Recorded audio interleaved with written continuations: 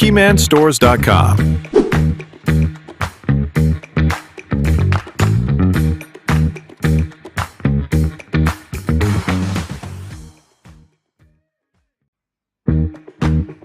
Join the #1 marketplace for builders. www.keymanstores.com.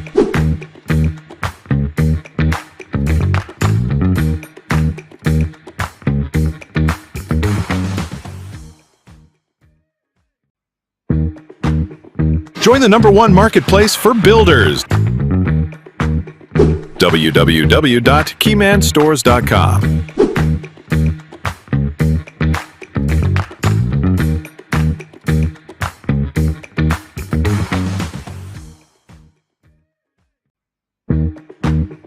Join the #1 marketplace for builders.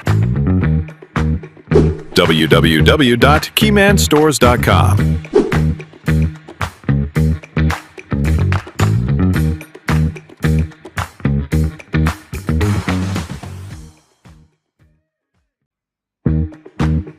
Join the #1 marketplace for builders.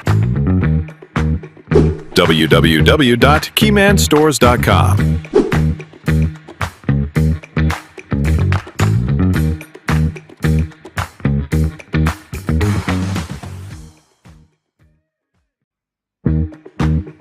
Join the #1 marketplace for builders. www.keymanstores.com.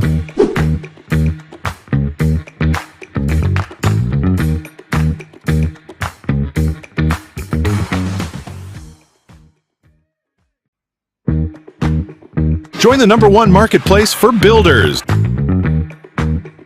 www.keymanstores.com.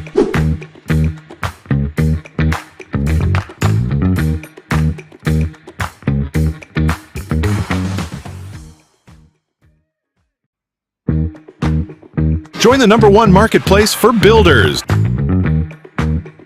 www.keymanstores.com.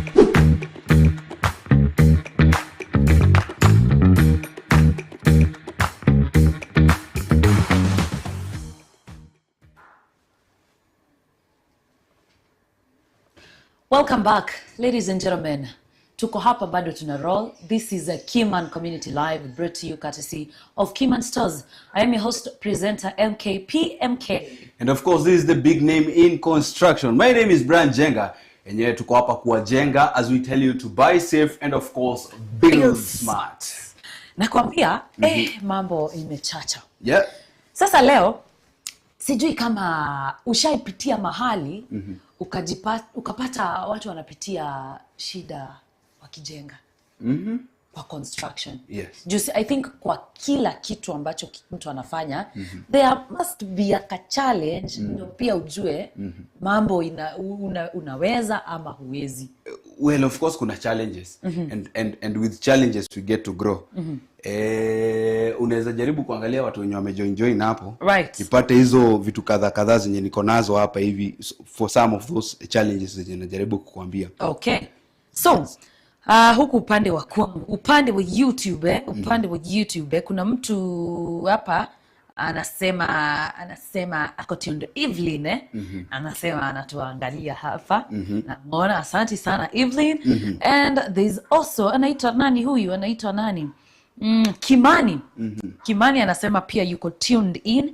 There's also Lydia Kelvin. Yes. Anasema on mbaya. Our guest for today.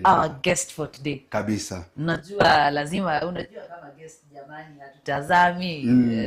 Asante sana our very own guest for today. Magwaya number 5 amerudi, anasema ako on. Sasa of course kuna hizo challenges zenye zinakuja. The most basic challenge yenye utawaipata ni moja. Niko na pesa, nataka kujenga, but I don't have the necessary skills za mtu mwenye anafaa kunijengea. Okay, basically, how does this work happen? Sini referral. Yes. Unataka kujenga, mimi nilijenga before. Utadu, si utanipigia simu. Nitakuuliza wewe mzee. Fundi wako ako pande gani? Na zile misumari ulitoa adui gani? You see? And you get to see many of those challenges ziki happen kwa sababu ya what is there in the market. Watu hawaaminiki. Na vitu kama hizo. So challenges are there ukianza kujenga. Sijui kuna building nishaiona imestop halfway. Yes. Huku tu hivi tu nikitembea. Yes. Nikajiuliza mbona building ianze, mtu ameanza kujenga and then all of a sudden imestop kujengwa halfway. Well, ni shida kubwa yenye inapatikana kila siku. Yes. Well, I'm not in the right position kusema ati maybe shida ni hii ama shida ni hii. But normally as a human being you also understand that we thrive na ile kitu yenye tuko nayo. So kama huyu msee alioshwa mara 2-3, you see the money labda iliisha, labda pesa hata iko yake, it was an investment from a loan. So this person needs to pay a loan, this person needs to service something ama aliibiwa kwa site. Right. So these things are common sana na zina affect the growth of the construction. Remember jana kwa jishanue nilikwambia the construction sector in the next few years is projected to generate around 1 trillion per year. Yes. Unajua trillion hizo zero zote bana, hata I don't want to imagine. A trillion has 12 zeros. Yes. So much money that we can't be able to explain. But imagine 50% of 1 trillion ikipotea. That means the 500 billion ikipotea because of mafundi wenye hawako sawa, uncertified people, watu hawaplan, kukosa kuplan na vitu kama hizo. So it becomes a challenge, and that's why in most circumstances utapata nyumba haziishi or something like that. So vile kuna watu walikuwa wananiambia we were discussing about hizo challenges zenye zinapitia juu watu ni wengi wanajenga na watu wanaendelea kujenga. And someone told me that kuna one time a construction was happening somewhere and there were two, of course utapata too many people are involved. Kuna fundi, kuna contractor, suppliers. And hawa watu ni wengi lakini the roles are not clear. Yes, they're not clear. Sometimes they overshadow. Okay, niwahi go kwa site fulani, something happened. The boss, itago bosi. Si alikuwa amekuja. Yes. Na anaitwa nani huyu, the link between the workers, laborers, mafundi na the boss himself. A foreman. Okay. Alikuwa hapo. The foreman ni ule. You see the same foreman. The previous story yenye nilikuambia for context, ilikuwa nafanya kazi mahali. Alafu siku ya kulipo ikasukumwa to Friday. Ulioshwa bana. Yes, so I had to go to town and then come back and then nikapata kazi imeisha, nikalipa deni, nikalipa fare, pesa ikaisha za wiki mzima. So the same guy alikuwa amezoea kufanyia watu the same thing. Okay. So one person very bold, very strong, aliamka akasema no, it can't happen. Akaenda akaambia mkubwa this and this is what is happening in the site. And you see it brings a lot of challenges. Yes. Kwa sababu sasa foreman haaminiki. You understand? Foreman juu haaminiki, nani alimseti? Enda nyumbani wewe. Sumbua hapa. You see? Yes. So it brings all those challenges, and of course those fights are the ones that bring the major challenges to the upward side. Right. So now ngoja kwa hiyo site ulikuwa nani? Mtu wa mkono tu, nilikuwa water boy kwa Koroga. I was small, a water boy kwa Koroga. Water boy. Water boy. Okay, kwa Koroga kuna kuaga water boy. Kuna kwa anaitanga water boy. Ule mwenye anaweka maji kwa Koroga isikauke. Hey, Jabari, I need to get to this construction site. I really need to. Tutaenda, utajionea. Lazima niende. Na nita try, unajua kuna kitu kwa nimesema pale statement nyingine, ati what a man can do, a woman can do better. No, mimi sikusema a woman can do better. Mimi yangu ilikuwa what a man can do. Yes. Presenter MK can't do it. Hiyo ni presenter MK precisely. Presenter MK. Juu nilijaribu kitu pale na nataka nifike site sasa.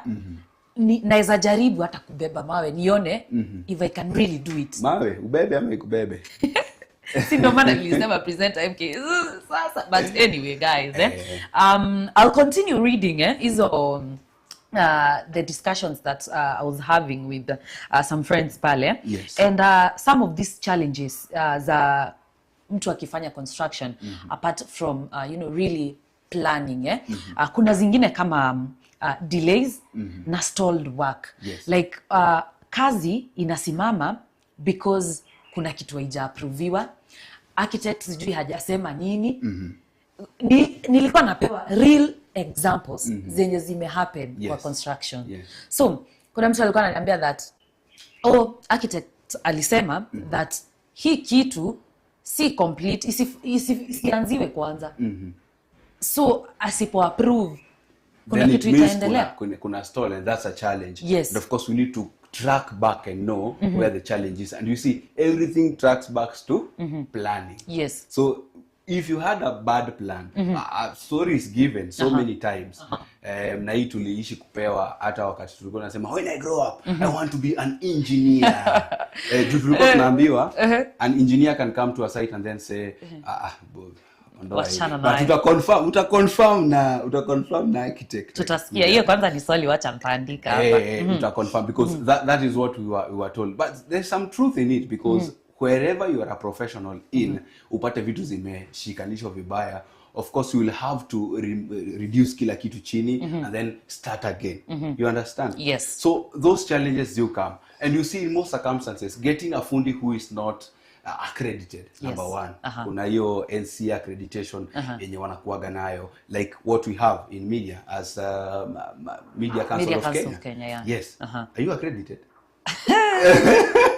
Media Council of Kenya. Salam. Yes, you see. But I know you are known as Presenter MK or Monica Wangari Karanja by the Media Council of Kenya.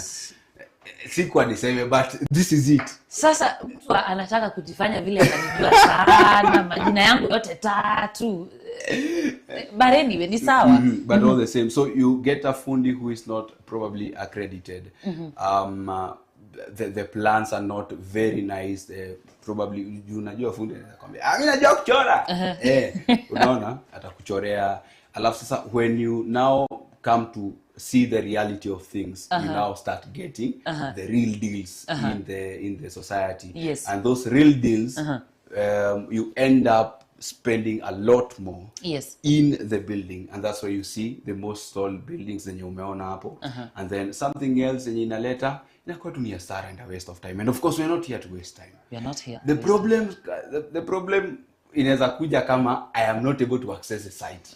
You understand? Right. Kazi yako ni kutuma watu. Kitakula. Ati ni kudirect tu pale kama director wetu. Yes, you see, wewe unaidisha tu pictures za WhatsApp, unatumiwa tu majumba ya watu. And then when you come, unapata ni mawe moja iliangushwa hapo. Unatumiwa ukuta moja. Unaambiwa, boss. In 2 weeks we'll be done. You see? So it's also good to look at that from that point. And of course, that's why we have Keyman Community Live to educate us, not only you, but also us. And of course, as we learn, you continue to learn. And of course, remember to comment, share, like, and subscribe. Something else? Yes. Keyman Community Live is brought to you courtesy of Keyman Stores, where we buy safe and of course we build smart. Kabisa. Pia tutakuwa tunakuja kujua ama tutakuja kuambiwa how to avoid the post construction surprises. Na hizi ni vitu kama unapata sijui nini imeleak, sijui nyumba imecrack. But si unaonanga hizi story manyumba sijui zimeanguka. I have been affected. Nyumba yako ishaanguka? Sikuanguka. Nimerent, nimekosa maji. Yeah. Simply because of blockages, simply because sijui plumber alifanya nini. Sasa unanisaidia aje ukiniambia plumber alikosea? You see, these are things that we can already correct, and you see, if we move with this generation and we correct them together as one, we will have a very bright future. And of course kutakuwa na at least progress in the construction sector. So usisikie vibaya sana that ulifanya aje sasa jamani. You look for alternative means. Yes. What will you do? You just look for alternative means. Na I hope by the time unatoka hapa utakuwa umechanuana ndio watu waache kupata hizi shida. Kabisa. By the way, something to note. If you have somewhere that you want to go, please confirm. early and plan. Usije ukarambwa kama Usijipate. yes. And guys, we are also going to be looking at ukianza hii mambo ya construction some things happen along the way. Budgets change, nini ina happen, but for now we will take another short break. Coming up next, Jichanue. Are you ready? Jichanuo ndio hii hapa. Kwani kila siku kuna mpya? Lazima tukuje na mpya kila siku.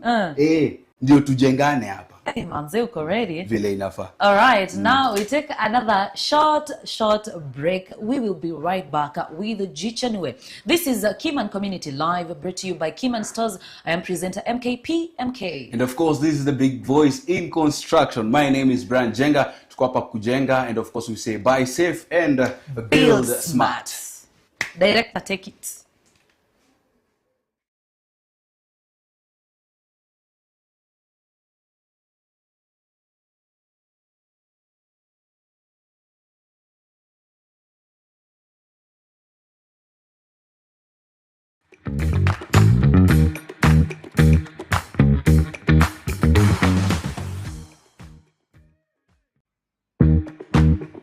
Join the #1 marketplace for builders. www.keymanstores.com.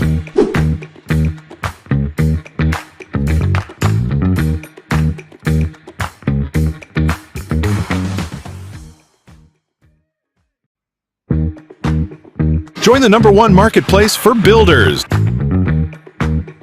www.keymanstores.com.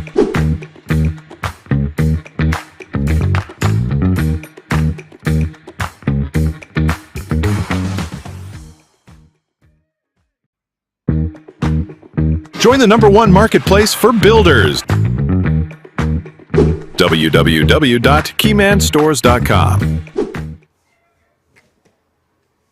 One more time. Hi, how are you? Uko fiti? We are just from a break, lakini hii inaitwa Jichanue, and of course nimekuja na kichana.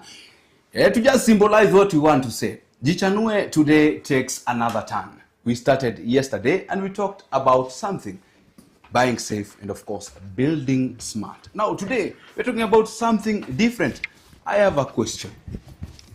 Why do many people underestimate the planning stage? Umenisikia nikiongea mambo ya planning.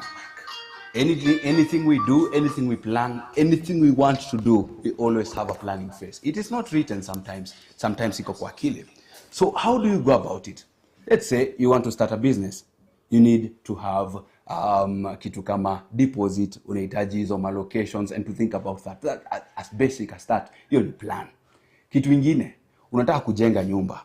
Unataka kujenga nyumba lini? Unataka kujenga nyumba wapi? Unataka kuanza aje? Utatumia nini? Utapaka rangi gani? That's a plan.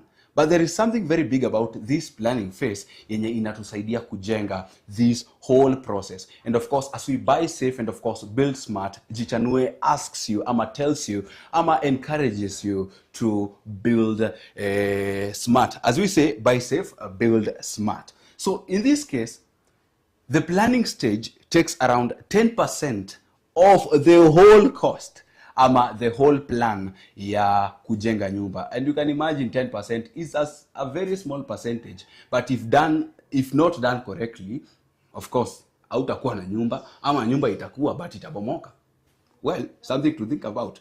So if we plan very well, then we are going to have a very bright future in the construction process. And that's why we say, my name is Brian Jenga, and this is the voice of construction, the big voice of construction. So in this case, what are the reasons why people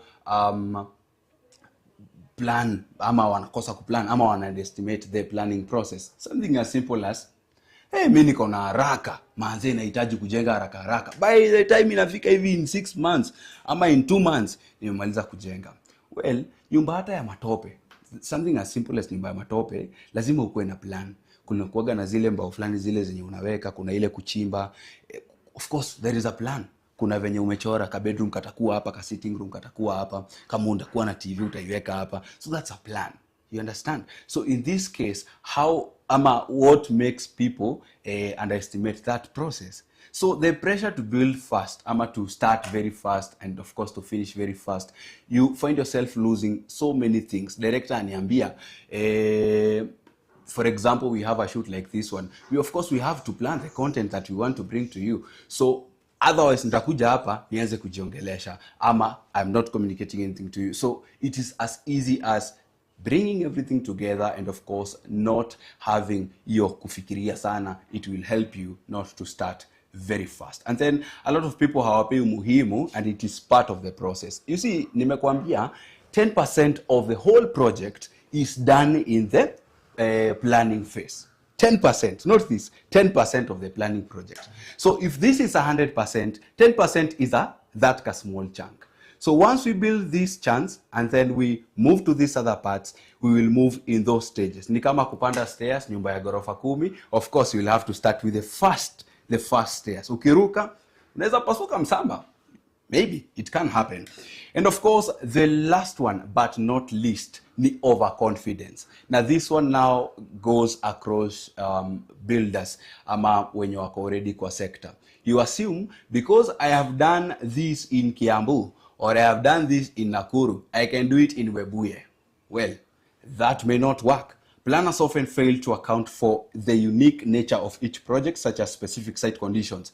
Site conditions could be mchanga labda huko kuna venye haiko sawa. Najua guest atatuelezea vizuri venye kunaendaga ikifika hapo, but labda mchanga haiko sawa, weather patterns haziko sawa. Maybe you find the place is too cold, and of course if it's too cold vitu hazitakauka.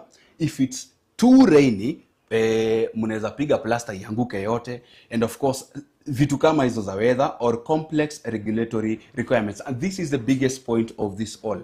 Regulation na hizo requirements and regulation, they are very important in the building process. You might find yourself making a lot of losses in that building process kwa sababu ulihata kulipa kitu, ulihata kulipa NEMA, ulihata kulipa NCA, ulihata kulipa nini. So you find yourself losing, and that's the reason why we have so many stalled projects. We have so many people who have gone into losses, and of course we have so many people who have sunk in the oceans of loans juu ya hiyo story yote. So how do we go about this? We plan very well. We stop starting very fast. Tuseme tu pole pole ndio mwendo. Haraka haraka haina baraka. Even if we have all the money, let the systems work for you. And of course, remember, G Chanue is brought to you courtesy of Keyman stores, where we say buy safe and of course build smart. This is Keyman Community Live. My name is the big voice in construction, Brian Jenga, and of course tuko hapa kukujenga. Director, when you're ready, mimi niko sawa. Jichanue takes a break. Kesho tukutane na kitu ingine, and of course kombu mpya.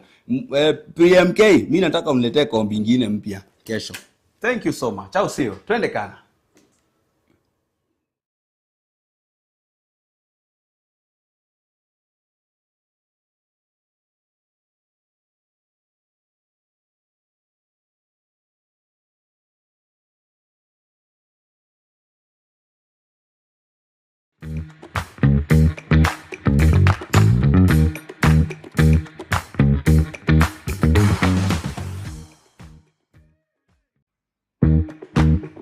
Join the #1 marketplace for builders. www.keymanstores.com.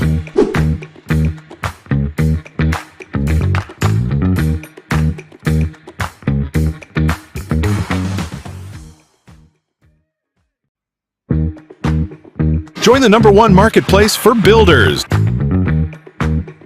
www.keymanstores.com.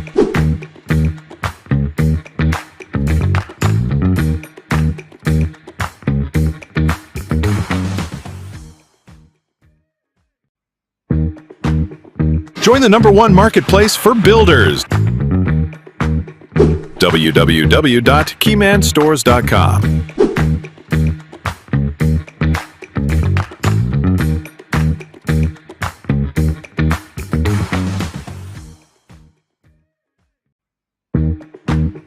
Join the #1 marketplace for builders. www.keymanstores.com.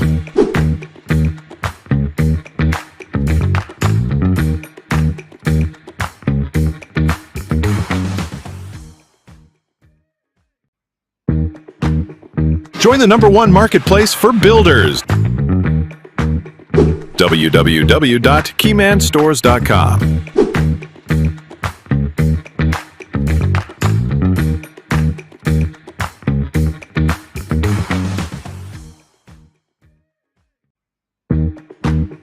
Join the #1 marketplace for builders. www.keymanstores.com.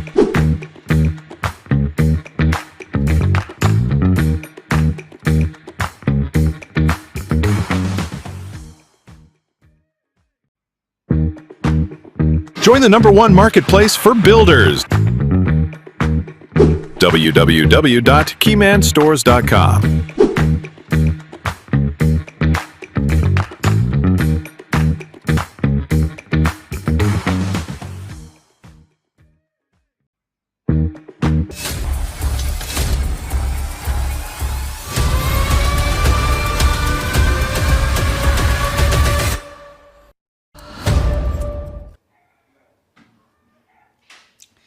Welcome back, watu wangu, jamani. These conversations have been very amazing from the start mpaka hapa. Remember, this is a Keyman Community Live, brought to you courtesy of Keyman Stores.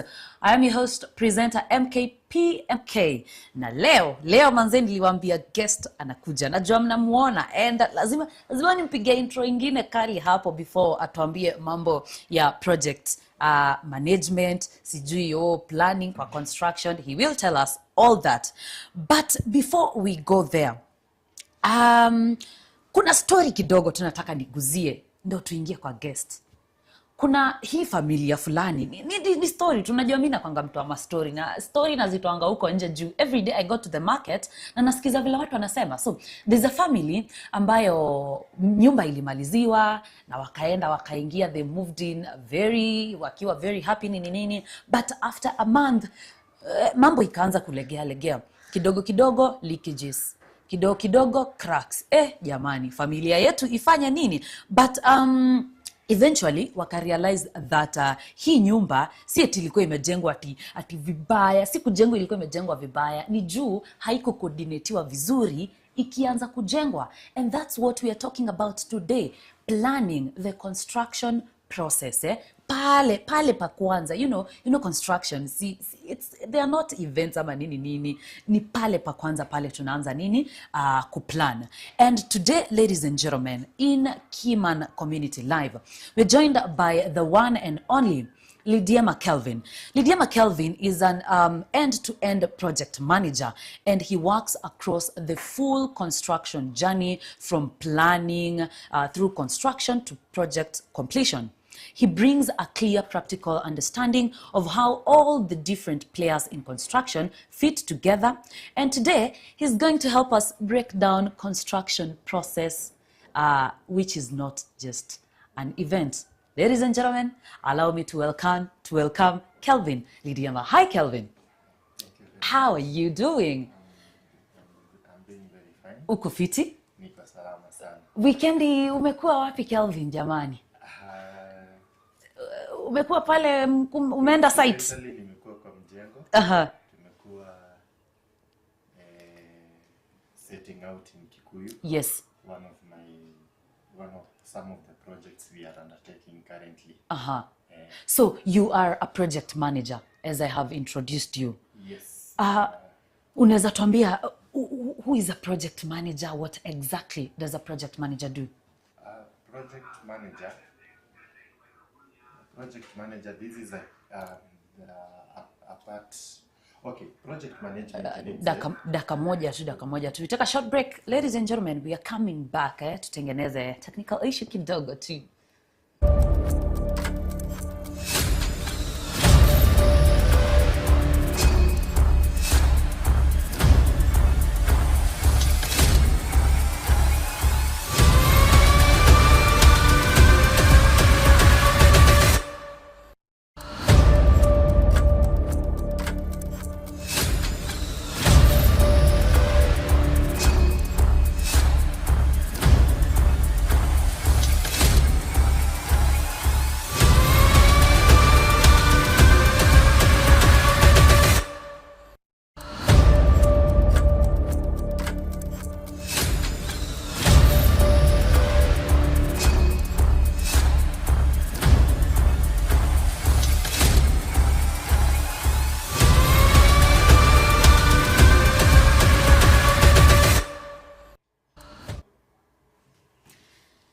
Ladies and gentlemen, we are back. This is Keyman Community Live. I am your presenter. Iyo sasa. So, as I said earlier, today on Keyman Community Live, we are joined by Lydia McKelvin. Lydia McKelvin is an end-to-end project manager, and he works across the full construction journey from planning to execution, through construction to project completion. He brings a clear, practical understanding of how all the different players in construction fit together. And today, he is helping us break down construction as a process, not an event. Hi, Kelvin. Hey, Uko aje? niko salama sana. Aha. Yes. Umekuwa aje? Nimeshukuru sana kukua hapa. Nimekuwa poa. Yes. Asante sana. So leo Kelvin, leo nataka tuchangamshe watu, tuambie hii mambo yote ya process ya construction. Yes. But before we go there, nimekuintroduce kama project manager. Yes. Unaweza tuambia project manager ni nani na inafika aje unaitwa project manager? What does it take? Kwanza acha nieleze what project management is. Ndio uelewe what a project manager is, because hapa construction is a body in a whole with a lot of key players that wanahakikisha mjengo imetoka kutoka chini imefika paka pahali imekuwa habitable. Sasa project management hii hapa inachukua wacha ni explain. We have the left and the right side of construction. One side iko na professionals, wale watu wa akili. Right side iko na watu wa the muscle, the hands, wale wanaitoa kutoka chini wanaileta paka juu. And in between tuko na finances, tuko na material and every other small issues here and there in construction. So project management hiyo ni process where utachukua all these resources and all these parts of construction uzilete pamoja, uhakikishe that wote wana work towards the same goal ya kudeliver the project to the developer. Na sasa hapo ndio project manager anatokea. Sasa project manager is somebody who understands all these aspects of construction, and he or she is going to bring the key players of construction and point them in one direction, which is to deliver a project for the developer. Right. So nataka utaniongeza sauti kidogo ndio mtu anatusikia pale asikie vizuri. Okay. Umesema project manager, yeye ndo ana guide everyone, all the key players kwa construction, ama if I got it right. Yes, on a construction project.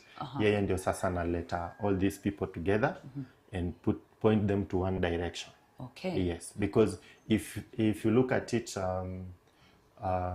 from a simple point of view, everybody in the construction that is going to take part in that project can decide to do what they want, when they want, however they want. So if you don't have somebody who is coordinating and bringing all these people together and ensuring that we are meeting the same goal, you have chaos on a project. Yes. So naweza taka kuelewa project manager as the person directing the other key players. So for example, nataka tufanye vitu very very practical, Yes. Because I am also taking notes. Mimi nataka kuelewa hii process manze. Unajua pia naweza kuwa project manager. So tuseme project manager. Yes. Now let's take an example of an architect. I'm a designer. So role yake kuguide architect, anamguide in what ways, anamwambia nini na nini? Okay. In the profession ya construction, ama the construction industry at large, a project manager is not going to be somebody who's a stranger to construction that has come, like, if you compare with other professions, like now this is a lawyer that needs to meet a judge, and this is a policeman that needs to meet a partner. This can even be an engineer. A project manager can be an engineer, can be a QS, can be an architect. So it is somebody who understands construction in its entirety. The only difference here is the project manager is not there for one specific thing. Because an architect will be there to provide the designs, the architectural drawings. The engineer will be there to provide the structural drawings. Okay. The MEPs will be there to provide the plumbing and the electrical. And then if you go to the other side, the contractor is there just to build.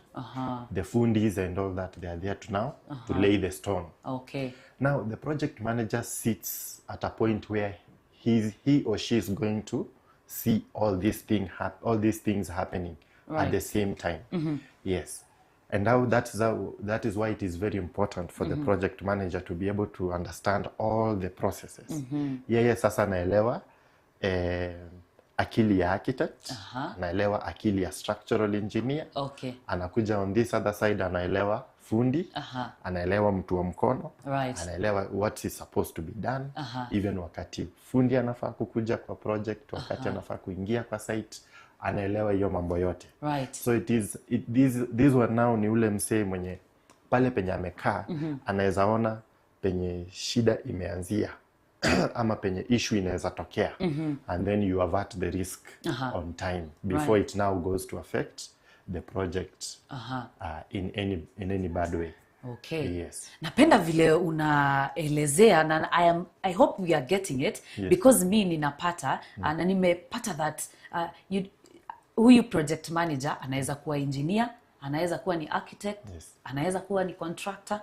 Thank you for that. So Kelvin, wakati mtu ameamua ninataka kujenga, mimi nimekaa tu hivi chini kama presenter MK, nimesema I want to build a bungalow, nataka nijengewe kitu hapo. So what is the very first step huyo mtu anafaa kuchukua sasa kifikiria kujenga?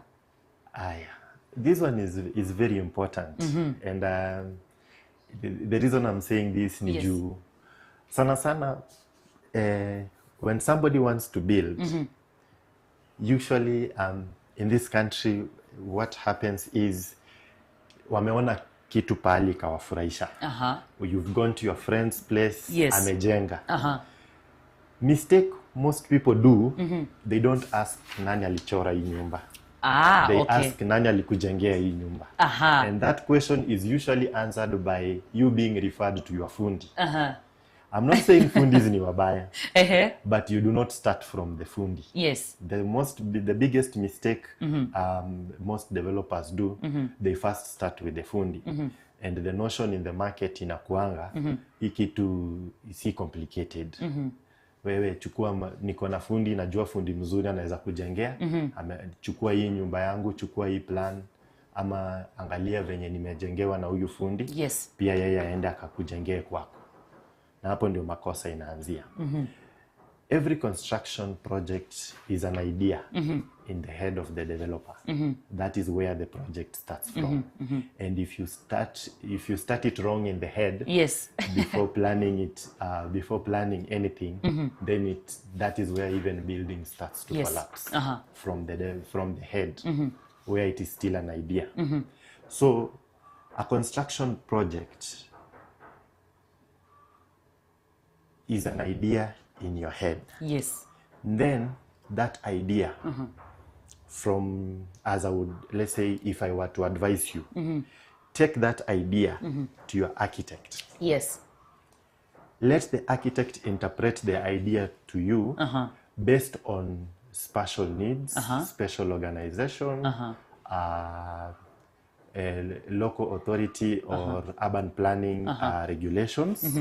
Then if, let's say, because you want to build a bungalow, let your structural engineer come, let's say if it's a pitched roof design, give you the roof truss designs, assess your land, understand the things like the type of soil pale kwenye unajenga.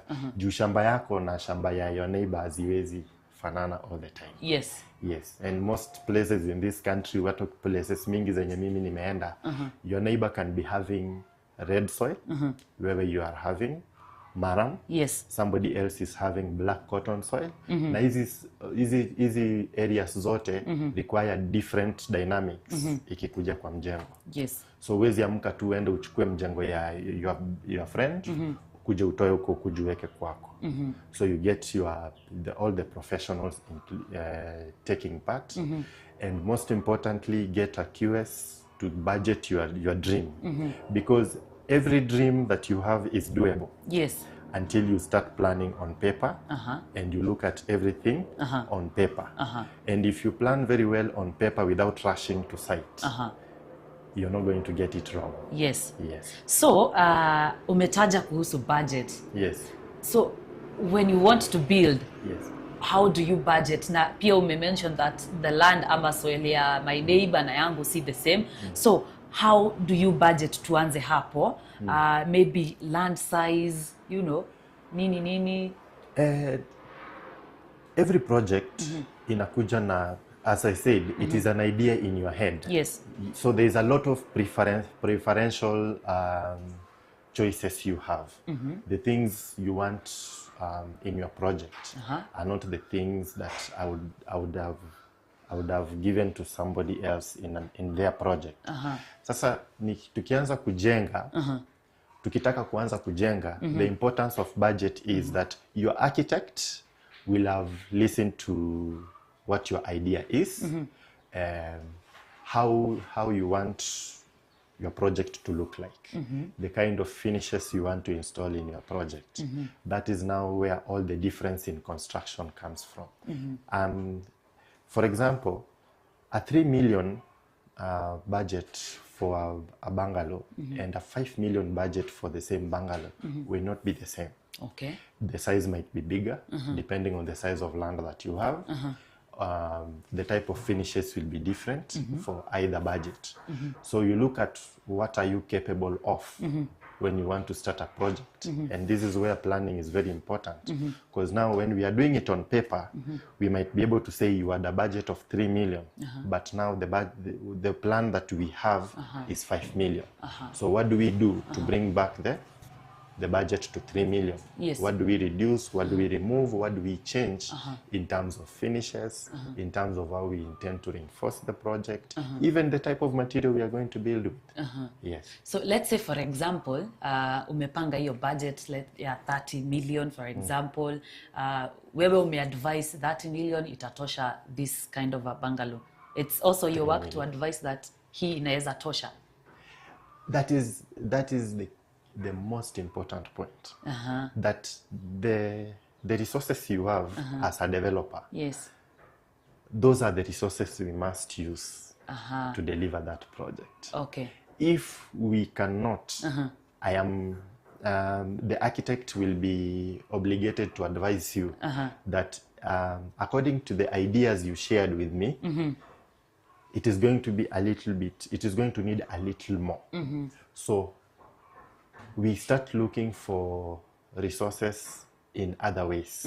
You could get financing, you could get mortgages to add to what you have to meet your goal. If not, we now reduce on the we reduce on that the budget. To meet exactly what you have. Okay. Yes. Let me ask, have you ever wewe kiwewe, have Yes. you ever gotten it maybe wrong, ukasema hii amount of money inaweza tosha, alafu katikati ya project ikakosa kutosha, and what Yes. happened? It happens every time Oh. on a project. Every time. Okay. Because even after we budget, Yes. the good thing I'm saying that planning is very important is because once you have done all the plans, you have the drawings, you have the BQ from your QS, you have understood the site, where it is located, how close or far it is located from material supply, hardwares and everything. You get to site. When you are on site, a lot of things could happen. And usually a project doesn't start in the morning and it is finished in the evening. It takes time. It can take you 3 months, 3 months, 4 months, up to 6 months to finish a house. In between that time, anything could happen that could change costs. Okay. But because you've planned for it, this is something you can see before it actually gets there. Yes, because we'll keep as a project manager, I would keep on tracking the project as we go. At the point where I find that we are reaching beyond the threshold we had given ourselves for a certain budget at a certain phase, you give an alert. You communicate to the developer that at this point we might be eating so much into the budget that we had prepared for, and we might need an extra amount of money. It's a common occurrence in construction, but when you're prepared, it is not a surprise. Okay. The problem is if it's a surprise. You had prepared yourself to spend 3 million, and now you're supposed to spend 6 million. That's unacceptable. It should be, we intended to spend 3 million, we need maybe 200 to 500K Or it should as be. an addition. That is what should be if you've planned yourself. Okay. Yes, because even if you accounted for issues like inflation, those ones take time, take years before you can account for inflation. And a bungalow takes 3 to 6 months to build and finish. Right. So between that period of time, we are not talking about a big margin in change of anything Okay. that could bring an outrageous amount, an outrageous deviation in cost. Okay. Yeah. So I am just thinking that would that not cause delay your construction for that client? Yes. And maybe how will you handle it? Ukiambia mtu we estimated this, lakini utahave kuongeza kidogo. Kutaenda aje sasa? That is now the importance of the project manager. Okay. Because if you are getting that news from your fundi, Yes. you have a lot of questions to ask, Okay. which your fundi is not going to likely to answer them in a required way.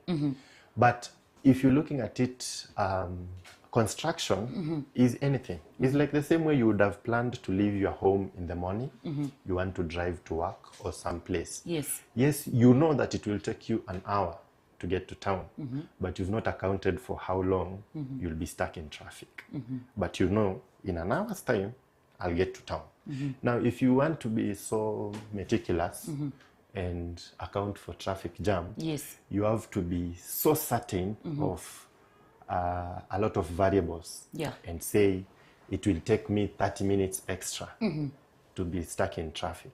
So in construction, it becomes the same. We will have budgeted for everything and planned for almost all, let's say, all aspects that are going that we expect to happen during the construction period. Anything, including weather. Yes. We'll plan for ourselves that it might rain. Oh. We will need a water pump on site. Yes. To pump out any storm water that will be on site while we are building. Okay. So we look at all those things that might happen Okay. and prepare ourselves for those things. So in that idea that you've prepared yourself and then there are going to be delays, we expect them. Okay. We expect delays always, because you are dealing with factors that most of the time are not in your control. Yes. Weather is not in your control. Human factor is also another resource on construction that is barely in your control. You could wake up today in the morning, you're planning to build 5 courses, and your favorite fundi or that fundi that is well skilled fell sick, Yes. or got an accident, Yes. is not showing up today. The delay is you need to get somebody to replace that person in the meantime. Yes. So delays are not something to be afraid of in construction. You only fear them if you've not prepared yourself. All right. Yes, because if you prepare yourself, you know you are able to understand that if I wasted a day here, I can recover that day tomorrow. Okay. Yes, by doing A, B, C, D. Yes. So it's a matter of planning. Pale It is mwanzo. always planning. All right. Yes. So in this whole construction thing, I believe there are some, things like some specific things, specifications, drawings zitakuwa pale. So is it important for everyone or the players in construction to understand these specifications, and why? It is one of the reasons I'm grateful for this opportunity today. Okay. Because we assume a lot of things, and it is also mostly where I started before I came to understand that construction is a science. Yes. Yes. How Construction is not something you wake up in the morning and decide tuende tukajenge. There are reagents, there are things you need to put in place to get a result that you want. And if you put anything wrong, anything in the place that it's not supposed to be, you're definitely going to get a wrong result. And and this, I'm giving you an example. You walk around, you see projects. Yes. And some projects impress you, others disappoint you. You look at them and wonder, what was this person trying to achieve? And what did he do? What did he not do that this other person did? Or mbona yeye ali choose hiyo direction, ali choose kwenda nayo. The notion we have in this country right now is dealing with professionals. Yes. Is hectic. And I do not know why developers should be afraid of professionals. It could be in matters fees, or matters like dealing with arrogant professionals, or picking the wrong professionals to come and do your job. So what you've mentioned here is if you as a developer or a client wishing to own a house, you want to come and build, a lot of things will come your way. You will receive a lot of information. Yes. And we are greedy people. Sorry to say, we are greedy people. And in this regard, what I'm trying to say is, if you approach the wrong person and tell them you want to build, they will not say no.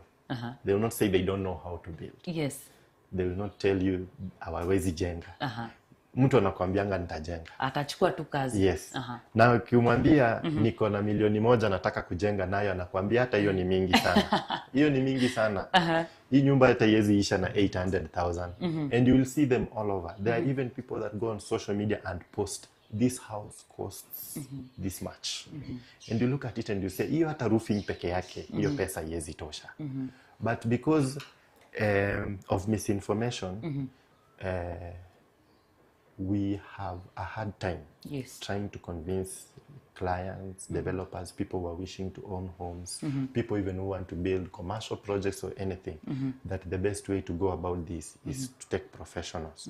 So you first get your idea, you go to an architect, the architect designs for you your idea. Now you have that idea on paper. And when you have an idea on paper, it means it is doable. It is not a dream anymore.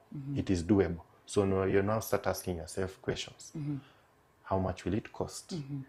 What is the structurally, how are we getting this structurally on the ground? Now you start to involve those other players. The QS comes in, the structural engineer comes in. Yes. And then now you start to realize your dream. And that's how simple it is. Yes. But it gets complicated when you allow all the noise in the construction industry to get into your head. Na hiyo kitu itakuja, hata wewe mwenyewe ile siku utataka kujenga, utakuja utaambiwa na mtu, ile nyumba ukipelekea architect, atafanya ikuwe expensive. Wewe leta tu nikujengee, niko na plan, nimeijenga pahali, najua utafurahia nayo, it will be cheap. So hautahitaji kulipa architect, hautahitaji kulipa engineer, hautahitaji kulipa QS akufanyia hii maneno. Then now inakuja pahali inafika sasa, you had an idea in your head. Yes, you liked your friend's house, but yeye ametengeneza open plan kitchen. Wewe upendi open plan kitchen. Unaambia fundi, nijengee tu jikoni kama hiyo, lakini mimi isikue open plan. Yeye ata introduce to a wall. Aweke ukuta hapo. Now you don't have enough lighting in your house, you don't have ventilation. Yes. Ukipika nyumba inajaa moshi, mambo mengi inaanza kufanyika kutoka hapo. Na sasa ulikuwa unatorokea nini? Ulikuwa unatorokea ka small percentage ya fee ungelipa. You get a professional, akupea kila kitu venye inafaa, wakuangalilie even the possible risks zenye zinaweza kuja na kukua na hiyo mjengo. Yes. Juu unajua like in places like tuseme Kamulu, ni place ya black cotton soil. Your friend anaishi tuseme Gikambura, place kuna red soil na maram soil. Yes. Nyumba yake pale akijenga, foundation yake itakuwa expensive kama yako ukijenga pale Kamulu.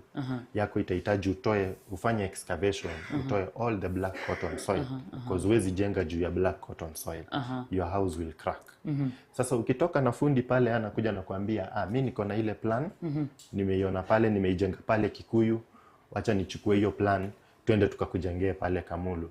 Unakimbia Kamulu, unafungua site, fundi anaingia, anakuwekea. Makosa ingine, plan yako hujapeleka approval. Right.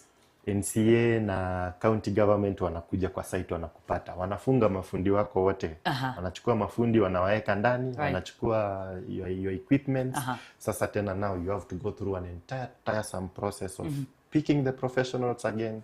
They design for you, they do the process of approval, and it will be more expensive because now the county will do a process called regularization. Right. Where you start to build without approvals. Yes. And it is very illegal. Yes. Nataka tushikilie kidogo tu hapo. We are coming back ndio tuendelee na history yetu.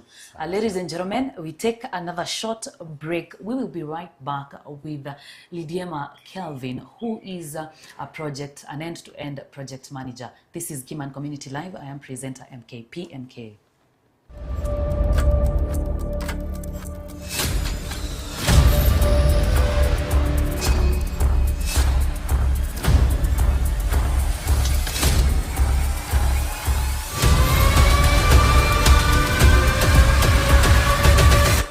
www.keymanstores.com.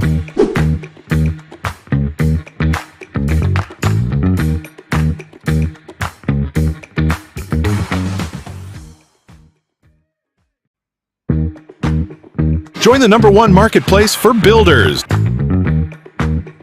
www.keymanstores.com.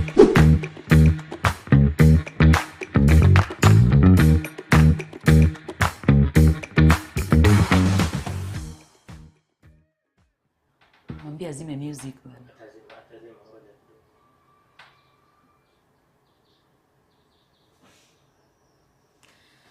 We are back to continue with our discussion today. We wanted to know the construction process, ni nini unafaa kufanya before uanze kujenga, before uanze kuendea materials, before uanze kutafuta suppliers na nini.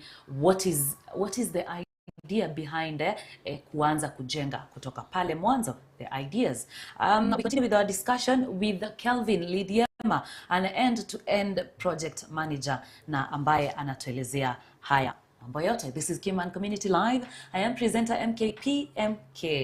Kelvin, we continue with our discussion. Na hapo nyuma umetaja architect sana. Architect hapa, architect pale, architect huko. So I am just wondering, maybe kwa mtu mwenye hajui the exact role ama kazi ya architect, and maybe unaweza tuambia beyond drawing, na maybe tuseme mimi nikikwambia nataka nyumba inakaa hivi na hivi na hivi, ama nikiambia architect nataka nyumba inakaa hivi na hivi, anafanyanga nini? Maybe anachukua tu kitabu anachora, si kila mtu anaweza chora. Ni nini exactly ina happening hapo? Okay, sio kila mtu anaweza chora. Yes. Na it is for an architect, it is not about kuchora. Through experience, I would have said hata mimi nilikuwa nafikiria kazi ya architect si ni kukaa tu chini na kuchora. Yes. Then nakaa chini na kuambia kazi ya architect ya structural si ni kuambia tu ni chuma gani itatumika. Yes. Unachukua tena, if you go to the QS, mtu anakuambia atakupigia tu.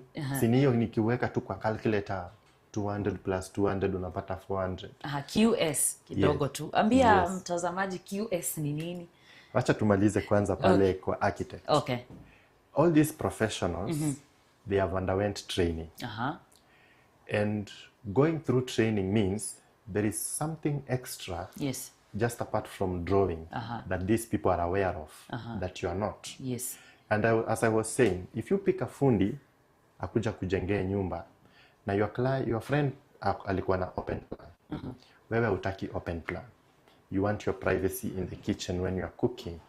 You don't want to be seen from the living room or the dining as you are cooking. There are a lot of things involved that the architect will put into consideration. Yes. Akikuchorea nyumba. It is not just because if it was easy that everybody can draw, then architecture would not be a profession. Okay. Yes. It is because of all those other issues that come with designing. Your house needs natural lighting. You don't need to use bulbs during the day. You don't need to use electricity during the day to light up your house. Your house needs to be livable. You need air in the house. The spaces that you have, that you want, need to be workable. You need to be able to fit furniture in your house. These are the things now, when you tell your architect, I want a 3-bedroom bungalow, they understand how they will position all these ideas that you have in your head to make that house livable. It's not just about drawing. It's about making sure now that this design, this idea that you have in your head Yes. of a 3-bedroom bungalow actually makes sense on the ground. And another key important thing is that they understand urban planning rules or regulations. Wewe kukutaka nyumba is just a tip of the iceberg. Your local authority will not allow you to build to a certain extent, even if the land is yours. You cannot build, like for example in Kiambu County, you're not allowed to build more than 60% of your piece of land. So if you do not have an architect to advise you on these issues, utapata you are having problems with the county government. Yes. Yes. So you now understand it's not just about kuchora. Yes. Kama ni kuchora, then hiyo itakuwa kazi yenye architect atakuwa anafanya. Again, these are now I like to refer to them as the demigods. The what? The demigods of a project. Okay. They visualize this project for you. In your head, you are only thinking about a 3-bedroom bungalow. You don't know how it's going to look. Yes. This is the guy that now will tolerate you. The structural engineer and the QS may not tolerate you so much as an architect would. Yes. On a project. This actually, if you look at it carefully, yeye ndio your guardian angel on a project, an architect. Whatever you are thinking is more of ingredients, is more of vitu hapa na pale. Venye unataka. Yes. Sasa yeye anazichukua anazileta pamoja, and then anakuambia sasa, your living room will be here. It will be this big. Yes. It will be facing this direction. Your master bedroom will be on this side, not on that side. And this is why. Your kitchen will be this way. It will be facing this direction. It will be oriented this way. It will have this type of cabinets. It will be looking like this. This is how your house will feel. Yes. Before it is even built. So you get to have an experience of your project before you actually put it on the ground. Yes. So twende pale kwa sites. Yes. People need to prepare maybe before going to the site. Very important. And what's the meaning of site preparation maybe? Ni nini wanafanya pale na pale na nani ana prepare? This is very important. Yes. I don't want us to look at it in depth. Fundis are very important. Fundis are very important on a project. Yes. Because bila fundi nyumba itasimama. Lakini penye umefikia kwa fundi, chenye fundi anafanya kama on site, it is very costly. Paper costs roughly 200 shillings. And you can print as many papers as possible while you are working, while you are preparing for the project. So if you want to avoid expensive mistakes, don't rush to site. Because once you go on site, immediately the shovel has hit the ground like this. Mistakes start becoming expensive. Yes. And you want to avoid that completely. And that is now general planning. You now have your drawings. Yes. You're confident and you're contented. You have your budgets. You have your structural drawings. You have your approvals and permits from the county government. You now go to site. When you go to site, Yes. this is where I would come in, or a project manager comes in. Now, a project manager makes side A and side B come together in harmony. Yes.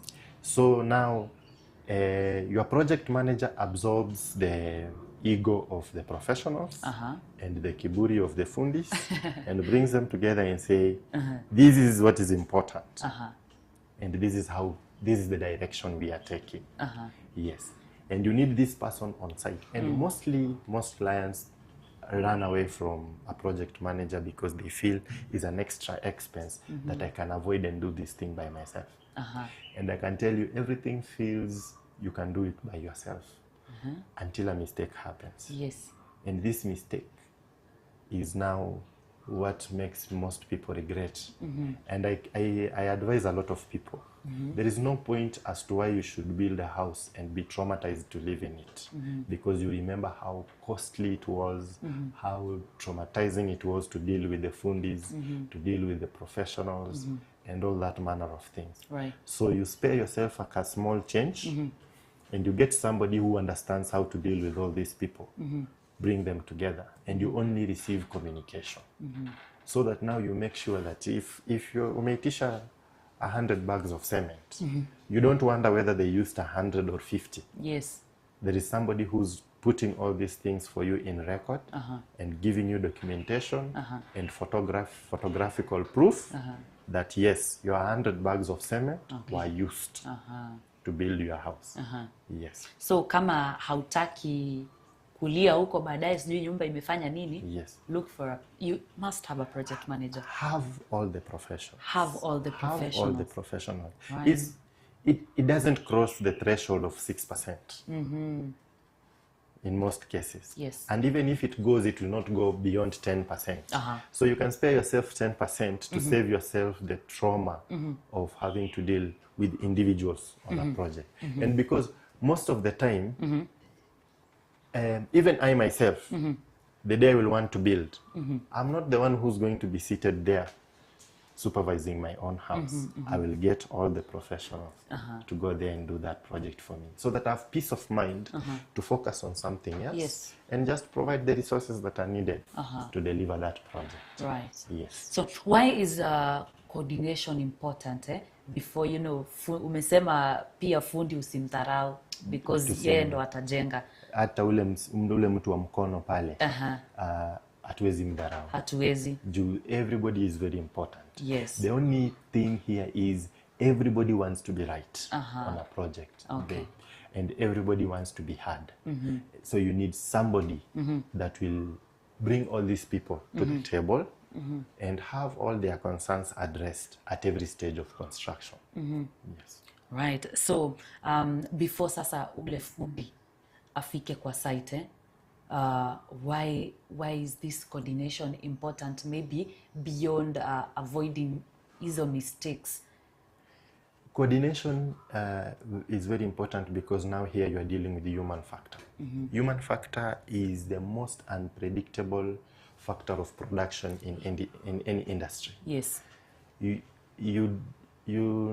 I do not know you as much as I think I'd want to know you.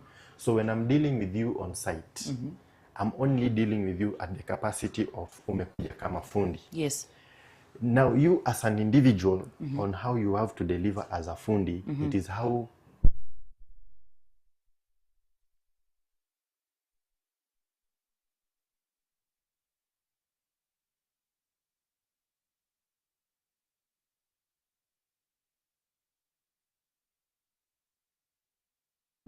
trying to communicate. Okay. You want ule mse anafunga chuma understands exactly what the structural engineer has detailed. So at that point where you are on a project and you realize the fundi is not trying to do what the architect wants, you step in. Make sure that that is not happening. Yes, because if a fundi builds something the architect did not design, it means we demolish, which is costly, time-wise and material, including labor. Yes, you have to pay again to redo that work. Right. You have to buy materials to redo that work, and time will have been wasted of repeating the work that had been done. Now, when we are saying we are going to do the project with 4 months, and we have a whole month of repairs, Yes. now we've jumped to 5 months. Yes. Now, talking about foreman. Umefanya vizuri sana kumention because a lot of people say foreman ama watu wanajuanga foreman yeye anaangalia site. What's the difference between a foreman and you, the project manager? The foreman understands the fundi more. Okay. The foreman will always be in touch with the fundis and the watu wa mkono. And even me myself as a project manager, I will always reach out to the foreman to address issues za fundi na watu wa mkono. About 90% of the time, if not 100% of the time, the foreman and the fundi will always be friends. But the foreman and the architect might not get one another. Yes, the foreman could understand, Yes. but they might not get one another. So you look at it as like a project. I always refer to a project as a company during the time it is being built. There are various stages of leadership Yes. in a project. So you'll have the client being the chairperson of that project, pale juu kabisa. Yes. The person bringing the resources that to ensure the project runs smoothly. Right. Then you'll have the architect who has prepared the planning for us for that project. Then you'll have the engineer that has ensured that there is structural integrity and all those manner of things happening for that project. And then you have a QS who has ensured the budgets will be met, has given us budgets and understands that now this is where we are limited, we cannot go beyond this. Inateremka hivyo paka unakuja unapata hadi pale penye fundi ndio mkubwa wa mtu wa mkono pale chini. Yes. So ukikuja unapata pale penye foreman, and I want you to understand this. Yes. If you stay in construction for too long, Yes. you tend to be lied to. You can do everything. Oh, unajiona wewe. Unajiona unaweza fanya kila kitu. Lakini hakuna haja ufanye kila kitu. Because you become overwhelmed. You become overwhelmed as an individual who wants to try and meet everything. Hata mimi where I'm seated right now, if you ask me if I understand structure, I understand. But I'm not at liberty to say that I'm a structural engineer or I'm going to design a project for you. Yes. Structural wise. I'm not going to stand and say I'll design as an architect. No. But I've been here for so long that if you wanted me to design for you, I would have the confidence to say yes. I only hold myself to what I'm good at and leave the rest to the people that understand how they can approach that. So when you look at things where like a foreman, a fundi, nini, there is a point where a fundi will tell you anaweza fanya kazi ya foreman, Yes. a foreman will tell you anaweza fanya kazi ya project manager, nini hiyo mambo yote. Lakini sasa huyu foreman wako ako kwa site, anafaa shughulike na mafundi. Yes. Anafaa tena afuatilie, hakikishe that kama kulikuwa na revision inafaa ifanywe kwa drawing, imefanywa na architect. Anafaa aangalie kama kuna kitu ina miss kwa structural, pia aambie engineer angalia. So in one day unakuta umse ako overwhelmed na hii mambo yote. Sasa anashindwa sasa leo atafuatilia fundi ama atafuatilia architect ama atafuatilia nani. So akikuja kusettle down, by the time mnaenda kurealize a mistake was done on a project, it's too late. It's too expensive. Sasa hapo ndio tena mnakuja tena, you invite the architect, there is animosity on site because the architect is, this is what I wanted. The foreman is like, no, by the time you are coming to respond, we had already done it. Now, when we want to cover around that problem, we start discussing costs. Now, what do we do so that we don't burden the client with these costs? The repairs. Yes. Yes. Right. So when you get a project manager, you avoid overwhelming individuals on your project, including yourself as the client. Yes. Yes, because you don't want to be seated somewhere and then unapigia foreman, nitumie picha ya material. Anakuambia, nitakutumia lakini niko 4th floor. Wacha nikishuka, nitakutumia. Akienda kushuka anapatana na mtu anapandisha mawe moja na anaanza tena discussion hapo. Anasahau alikuwa kutumia photos. So now you have somebody who is your caretaker. Who's looking at everybody without feeling overwhelmed. Yes. Now, I want us to take this scenario that when you start doing something, kuna mahali nafikanga, unajua hiyo kitu imeisha. Yani there is a situation itafika ujue hiyo nimemaliza. For example, mimi hapa nitajua tunamaliza interview yetu. Director wangu akiniambia 1 minute remaining. Hiyo ndo nitajua tunamaliza. So, in this construction thing, the project, nini, how do you determine that project imeisha sasa and it's ready for use, ama a building is ready for use? Okay. A building is never done. Okay. But there is a phase where tunamalizanga nyumba, tunakupea ufunguo, tunakwambia unaweza ingia. Yes. But at the point, if you want me to answer to you whether construction actually ever ends, construction doesn't end because of these things I've explained to you. Nyumba ni kama binadamu. So once we've finished building, you will need, or you are required to keep on monitoring and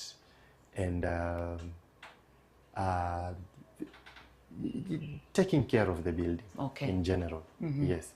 You want to take care of the building even after you finished building it. Ukishamaliza kuweka umepaka rangi, umeingia ndani umeweka curtains, usiseme sasa umemaliza mjengo. Because you also want that house to serve you for the longest time possible. Yes. And sana sorry to say, lakini in our heads tumeweka pale penye ukishaweka mlango, nyumba inafungika, unasema sasa mjengo imeisha. Hapana. Yes. Through the duration and the lifespan of that building, you keep on taking care of it, monitoring it, making sure that yes, it stays in shape. All right. Yes. That's a nice discussion. Na tumalize sasa kabisa. Importance ya follow up, you know, kujua ukimonitor after kutoka site. What's the importance sasa ya follow up?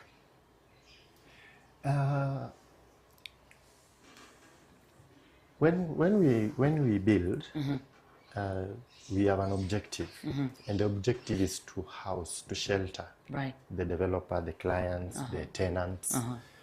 So follow up for this case, if you were to ask me, is just like me looking after the child I gave birth to. Yes.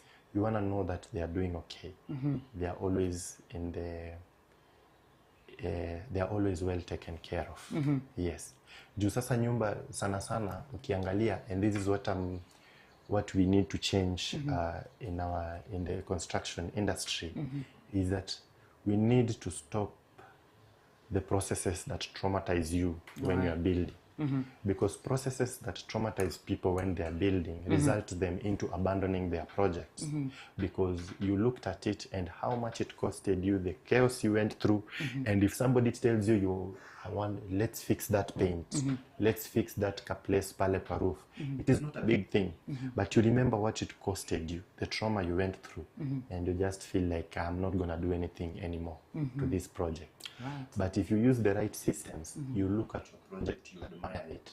Any stain you notice somewhere, you'll always want to wipe it off. Okay. Yes. And sasa from there, we take passion into doing this project. Yes. Ndio ili sasa pale penye wewe mwenyewe ukiingia kwa nyumba, you enter the house celebrating, smiling. You don't nini inaitwanga you wipe your sweat off and say finally this is done, I can do. No. Yes. I would prefer that once you build your first house, you'd be excited to want to build the second and the third. Okay. Because the first one was not a nightmare. Yes. All right, Kelvin, asante sana for that discussion. I want you to maybe look at that camera na utuambie one last thing unaweza taka mtu unaongelesha kuhusu planning in one statement, in just one statement. I do not know kama naweza describe in one statement. Yes. But what I can say is that, let me just give it simply that construction is not about who is involved. It's not about who is who. It is about how decisions are made, coordinated, and respected on a project. Right. Yes. Thank you so much. You're done? Okay, I wanted to add that most problems are rarely about site problems. They are usually planning problems. Planning problems. Yes, and if you take care of planning problems, you will not have site problems. Right. Yes. I hope mtu wangu wa mkono ana take notes. If you don't take care of planning problems, you will take care you will take care of site problems. Site problems. And site problems are very expensive. All right. So you want to take care of problems while they are still on paper. And let's call them challenges while they are still on paper before you get to site. Right. Asante sana. That has been Lidiema Kelvin, who is an end-to-end project manager. Na ametuambia every dream is doable, but only if you plan. So if you want to build a bungalow, a mansion, a what, you can only plan ndio uweze kusucceed vizuri. And hiyo discussion yetu ya construction process, I hope mmeipata vizuri. We take a short commercial break. We will be right back with the voice, the big voice in the construction industry. Akituambia Kenya amesoma. Join the #1 marketplace for builders. www.keymanstores.com.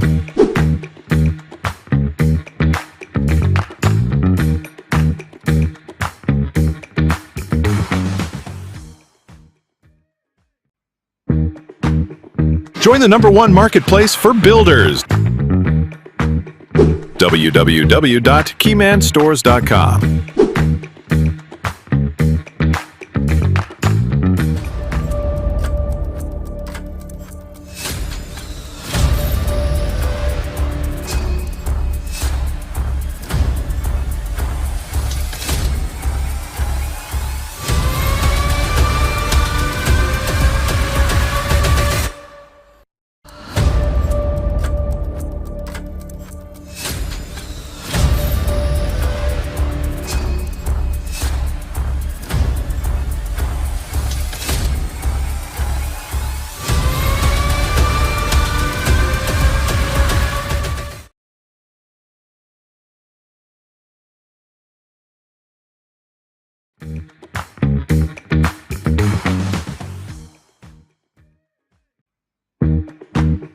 Join the #1 marketplace for builders.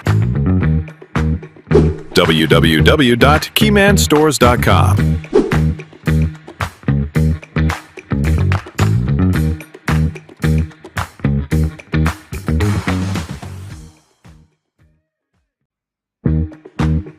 Join the #1 marketplace for builders. www.keymanstores.com.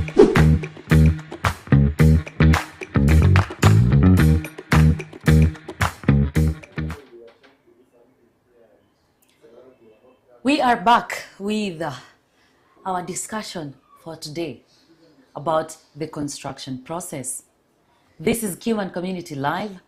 I am your host presenter MK, PMK.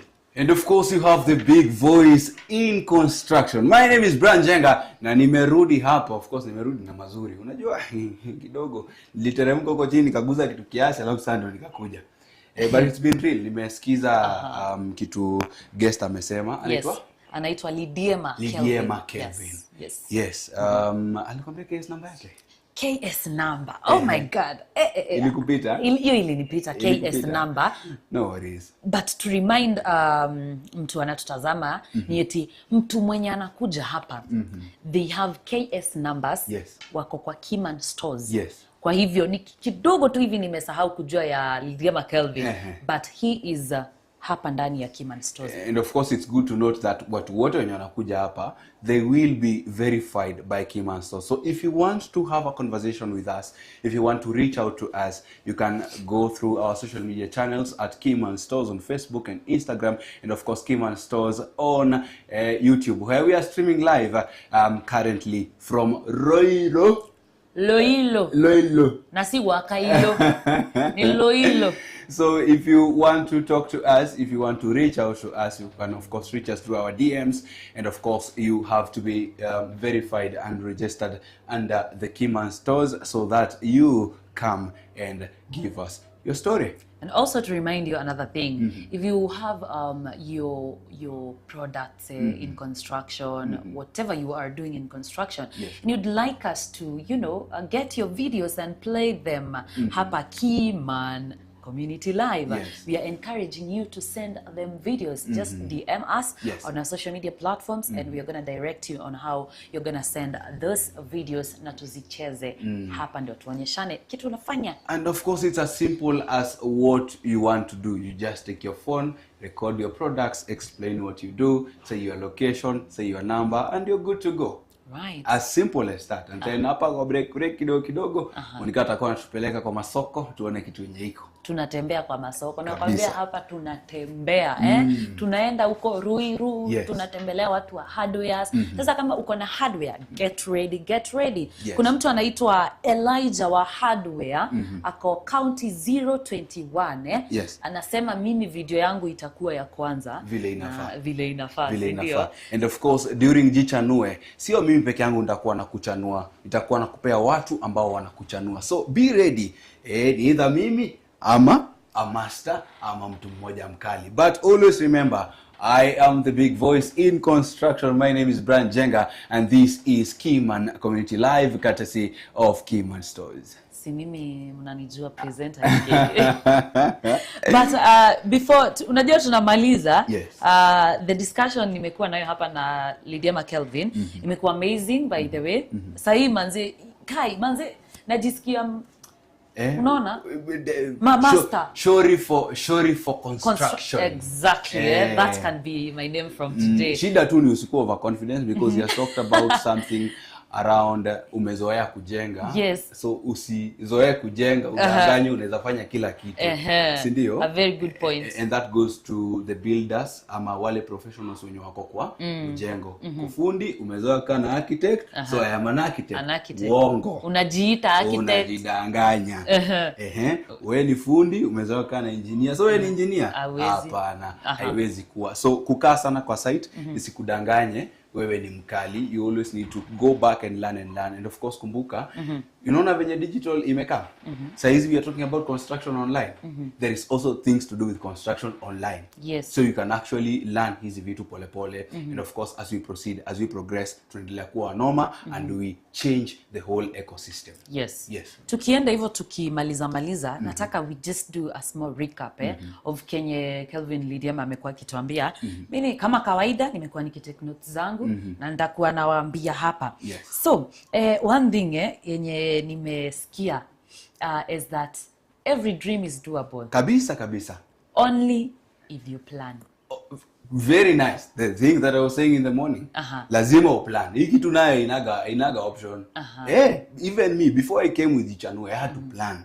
Before we came up with this, we had to plan and of course know what you at home need to have in order to learn construction. In order for me to be the big voice of construction, I am in the planning phase currently. Look at me in the next 1 year. You will not see me. Hata mtakuwa mnaniita engineer. Lakini staki. Staki. Because I am not an engineer, I'm just the big voice in construction. Yes, and of course we'll be the shori for construction Yes. Kuna kitu ingine Lidiema Kelvin alisema that construction does not end. Unajua nilikuwa najiuliza, mimi nilimuuliza like ni wapi utafika useme sasa hii mjengo ilikuwa inaendelea, Yes. tumefungia hapo, hii project imeisha, na hii ndio imedhibitisha kwamba this project is over. Akaniambia construction does not end. To my shock, I thought it ends. Well, Ama wewe ulikuwa unafikiria aje? hata mimi at some point nilikuwa nafikiria it ends at that point yenye umekuja ukapeana kifungu. But wakati nilisikia hivyo, I then remembered ile shida yangu ya maji at some point. So if there is blockage, then construction has not ended. Well, so lazima fundi atakuja. Yes. So I think pia planning bado hapo inasaidia sana, because you will have an easy time post production ama post construction wakati ulijipanga vizuri. But kuna kitu kingine pia nilisikia alisema, Yes. if you fail to plan, You're planning to fail. But kuna kitu alisema hapo hivyo, if you fail to plan construction, Shida zitakupata kwa site. Na shida za site very expensive. Very expensive. You don't want to experience the expensive shidas. Actually, I think I understand one of the biggest expenses. For example, you needed to have a pipe to run through somewhere. Ilikuwa inafaa ipitie ndani ya ukuta. Ikapita. Ushamaliza. Unaona ikapita chini. So you see, they will have to bomoa that place hapo chini, and then they drill ama wakate hiyo ukuta, wapitishe hiyo pipe hapo. So the expense now comes in through utaita kila mtu. You will have to call everyone now in the construction field to come and do it. Kuna plumber, kuna fundi wa mawe, utanunua hiyo kasimiti nini. So well, I understand why there is a very big challenge. So it's good to plan always. And with that, I think it's also good to note before hata tuendelee sana, who will have tomorrow, because tomorrow we are going legal. Right. Kesho manze tunaenda tena legal. So ladies and gentlemen, right here at the Keyman Community Live, tomorrow we meet at is it 8 a.m. 8 a.m. to 10 a.m. Na naona masaa zetu zimekaribia kuisha. Actually, we have only 4 minutes. So tomorrow we go legal. Yesterday we began very strong with the platform, and of course knowing how to build safe and buy smart with the system. Kuna kitu ulikuwa umetuambia ya system. Systems that the systems are the ones failing, not people. Exactly. But before we just go into the whole thing, as we learn pole pole, we want to know how many legal cases come as a result of hikitu. Handshake. Ile tu ati unaweza nijengea sawa twende. Yes. How many deals collapse as a result of handshake? And of course, remember, we are always telling you, it is very good and it is very nice to transact with a contract, because at Keyman stores you cannot transact, you cannot do anything without a contract. Yes. You cannot deliver without a contract. Exactly. You cannot do the work without a contract. And remember, tulikuambia, you only go to work only if an email is sent to you go to work, telling you go to work, guys. Yes. If not that, don't. It will be a very nice conversation around the law, and of course how we are going to move away from these court cases ya watu walioshana, tuliagree hivi, but when we come back and look at where did we agree? Hakuna any contract ama any deal ama anything written as easy as tuli agree.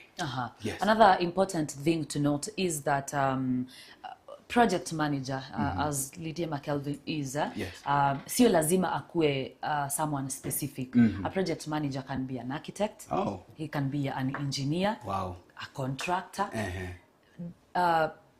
Kitu ya muhimu ni eti yeye anaelewa. So does it mean the big voice in construction can be a project manager? You can be a project manager. Bora nielewe. Bora na si kuelewa tu. Utauliza Lidiema Kelvin, wewe mwenyewe juu wewe unataka kuwa project manager, muulize alisomea nini na nini na nini, ndio aelewe mambo ya project managing, si ndio? So a project manager sio lazima akuwe ati a specific person. Anaweza kuwa any key player ama any professional in the construction industry. Another thing ni eti wakati unajenga during construction, expect delays, because some factors they are not in our control.